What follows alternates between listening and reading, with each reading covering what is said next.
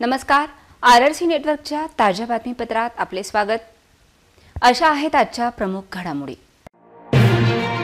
Headlines प्रस्तुत करता Pankaj कोठारेज, Kothari construction company, रामी हेरिटेज, जुना आरटीओ ऑफिस समोर, अकोला. महामानव डॉक्टर बाबासाहेब आंबेडकर यांचा महापरिनिर्वाण दिन. अशोक वाटिकेत महामानवाला अभिवादन करण्यासाठी भीम अनुयायांची गर्दी. मिचॉंग चक्रीवादळ आंध्र प्रदेशात झाले कमकुवत, मात्र विदर्भासह छत्तीसगडमध्ये पावसाची शक्यता. चोहट्टा बाजार जिल्हा परिषद पोटनिवडणुकीसाठी 6 अर्ज वैध. 11 डिसेंबर रोजी लढणाऱ्या सर्व उमेदवारांची नावे होणार निश्चित. अकोला शहरासह ग्रामीण भागात गोवंश चोर सक्रिय. मधुवत्सल गोशाळेतून 4 बैलांची चोरी झाल्याने पशुपालकांमध्ये भीती. 600 रुपये ब्रास दराने वाळू देण्याचा शासनाचा निर्णय, मात्र जादा दराने वाळू खरेदी करण्यास नागरिक विवश. आता सविस्तर बातम्या. भारतीय संविधानाचे जनक भारतरत्न डॉक्टर बाबासाहेब आंबेडकर यांचा 67वा महापरिनिर्वाण दिन पाहता अकोला शहरातील अशोक वाटिकेत शहरासह ग्रामीण भागातील भीम अनुयायांनी गर्दी करीत महामानवाला अभिवादन केले. सकाळपासूनच ते रात्री उशिरापर्यंत भीम अनुयायांची गर्दी पाहायला मिळाली. यावेळी अशोक वाटिका परिसरात विविध पुस्तकांची दुकाने लावण्यात आली होती. भारतरत्न डॉक्टर बाबासाहेब आंबेडकर यांचा आज महापरिनिर्वाण दिन आहे. यंदाचा हा 67वा महापरिनिर्वाण दिन पाहता त्यानिमित्त आंबेडकरी अनुयायांनी अकोला शहरातील अशोक वाटिका येथे बुधवारी सकाळपासूनच गर्दी केली. सकाळपासून ते उशिरा रात्रीपर्यंत बाबासाहेबांच्या स्मृतींना अनुयायी अभिवादन करत होते. जे अनुयायी मुंबई येथील चैत्यभूमीवर डॉक्टर बाबासाहेब आंबेडकर यांच्या चैत्याला अभिवादन करण्यासाठी जाऊ शकत नाहीत, अशा अकोला शहरासह ग्रामीण भागातील भीम अनुयायांनी अशोक वाटिकेतील बाबासाहेबांच्या स्मृतींसमोर नतमस्तक होत अभिवादन केले. यावेळी सकाळी सामूहिक पंचशील गाथेचे पठण करण्यात आले. डॉक्टर बाबासाहेब आंबेडकर यांचा महापरिनिर्वाण दिन पाहता अशोक वाटिका परिसरात विविध पुस्तकांची दुकाने सजली होती.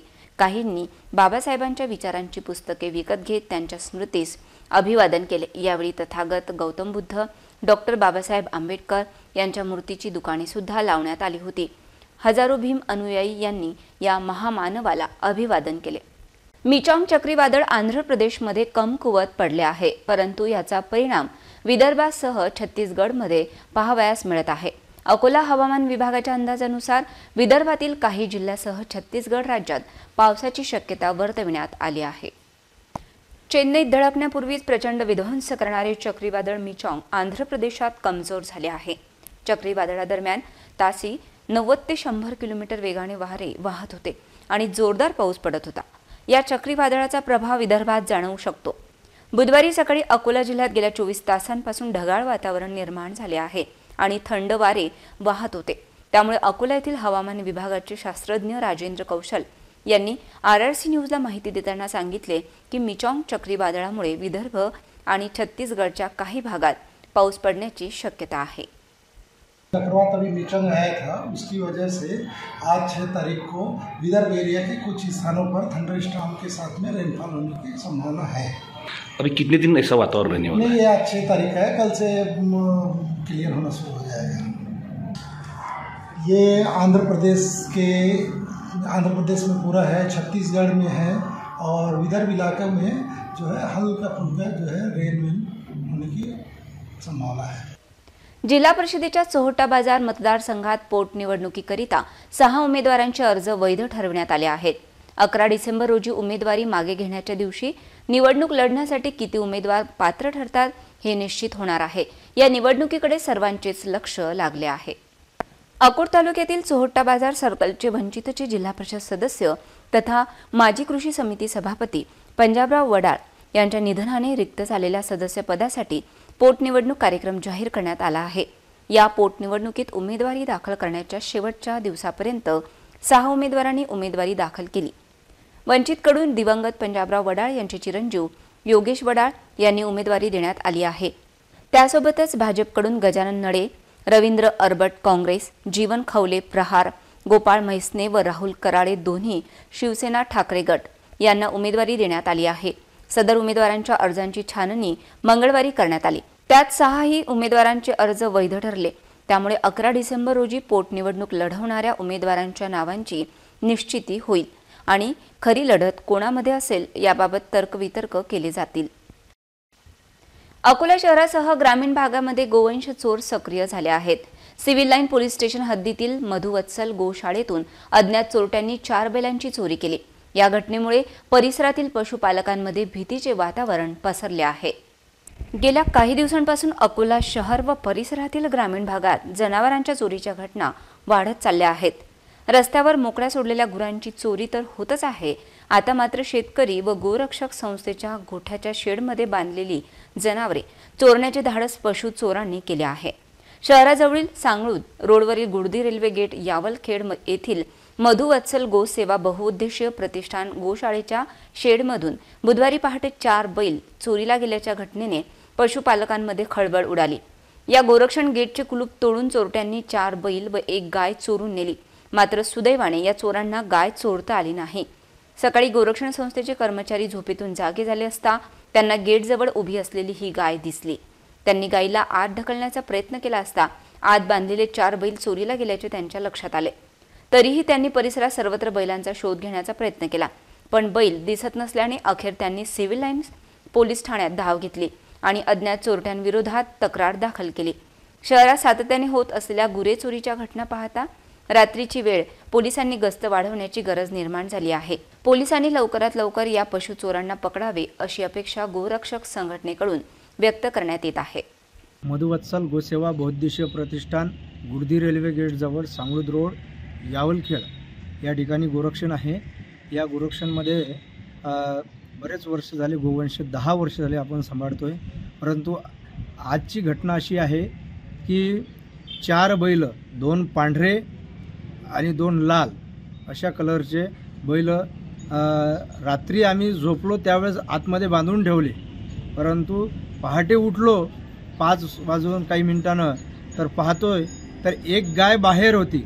ते बाहेर आत गेट उघडं होतं, आतमध्ये आम्ही दाबण्याचा तिला लोटण्याचा प्रयत्न केला, म्हटलं जात का नाही, काय गडबड झाली।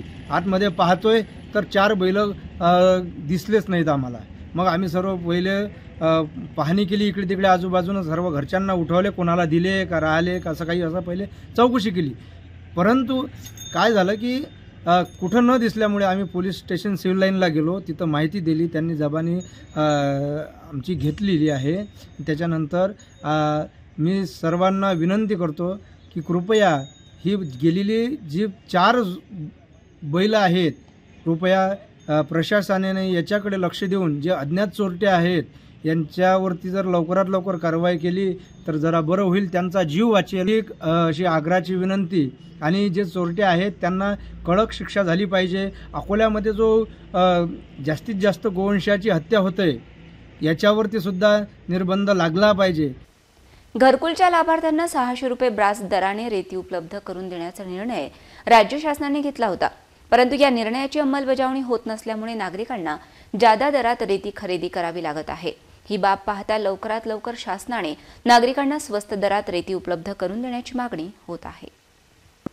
अकोला जिल्ह्यात घरकुल योजनेचे लाभ घेणाऱ्या लाभार्थ्यांना जास्त दरात रेती घ्यावी लागत असल्याने त्यांना आर्थिक भुर्दंड बसत आहे।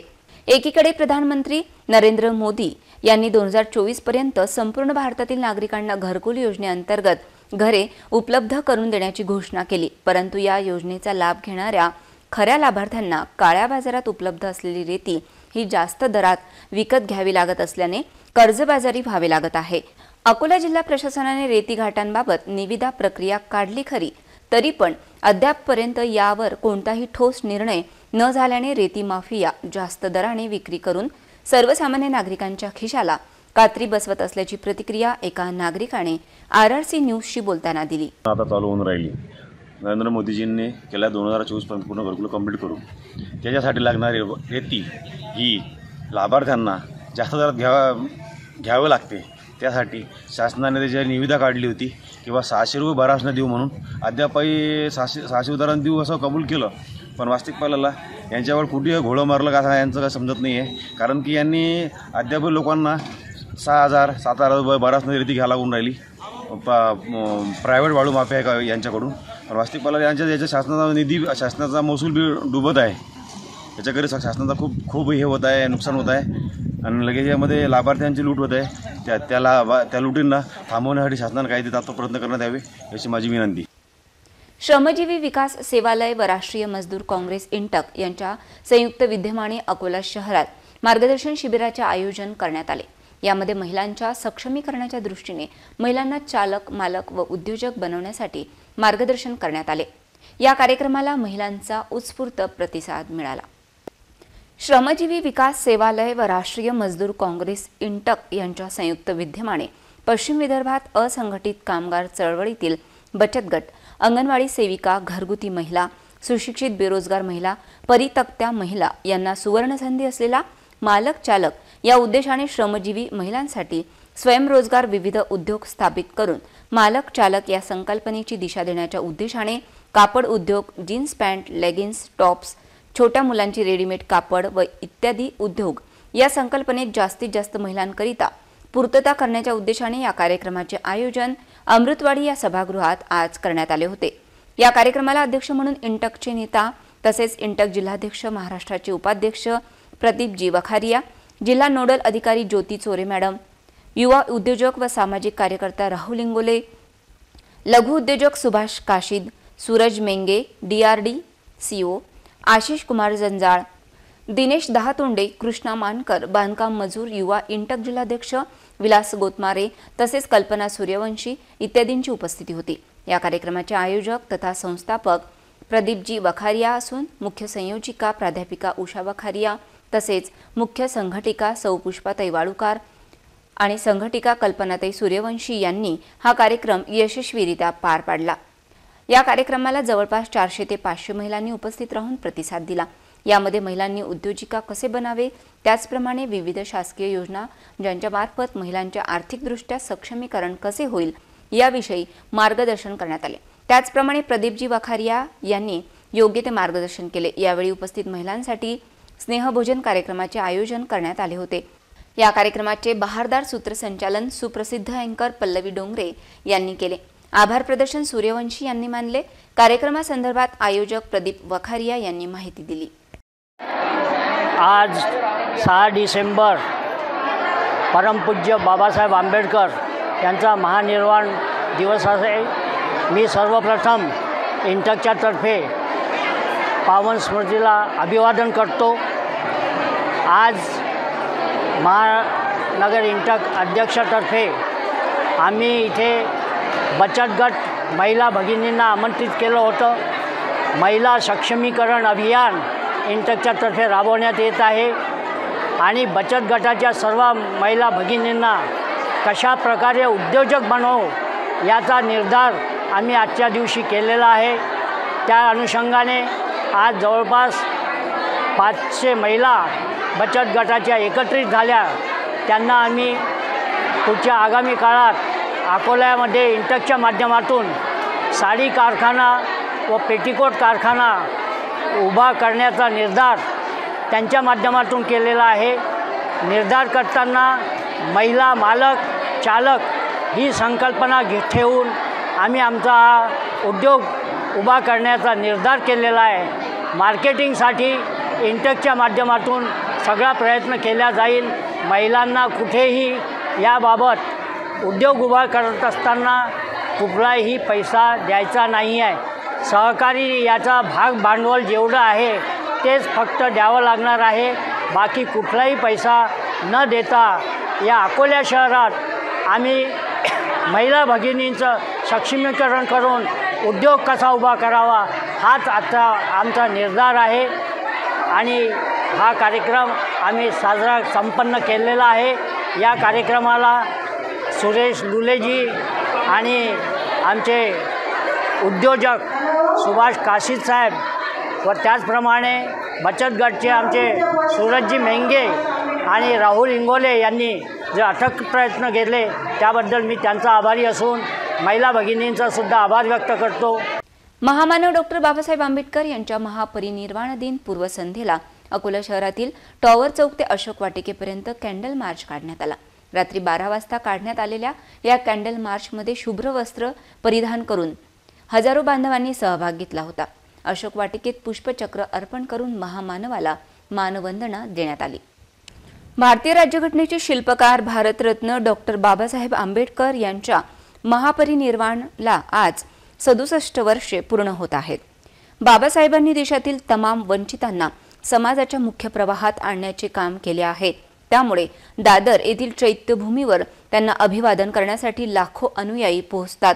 तर महापरिनिर्वाण दिनानिमित्त अकोला शहरात भारतीय बौद्ध महासभेच्या वतीने दरवर्षीप्रमाणे यंदाही पूर्वसंध्येला टॉवर चौक ते अशोक वाटिका असा कॅन्डल मार्च काढण्यात आला.